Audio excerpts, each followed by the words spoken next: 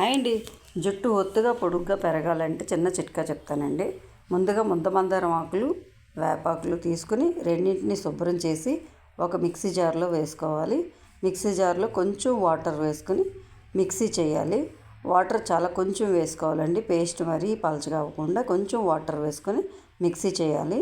Mixie చేసిన పేస్ట్ని మనం ముందుగా కొట్టుకొని ఉంచుకున్న కుంకుడుకాయలు తీసుకొని ఆ కుంకుడుకాయలు ఈ పేస్ట్ని మిక్స్ చేయాలండి. బాగా కొంచెం హాట్ వాటర్ మనం పెట్టుకుని హాట్ వాటర్లోని ఈ మిశ్రమం అంతా కూడా చేత్తో శుభ్రంగా మొత్తం అంతా కలిసేలాగా చక్కగా దాన్ని మ్యాష్ చేసుకుంటూ దాన్ని ఒక లిక్విడ్లా తీసుకోవాలి. లిక్విడ్లా తీసుకొని దాన్ని మనం హెయిర్ షాంపూలా యూజ్ చేసి మనం తలస్నానం చేస్తే మనకి నెలకి 2 సార్లు ఇలా చేసినట్టయితే మనకి చక్కని హెయిర్ గ్రోత్ ఉంటుందండి.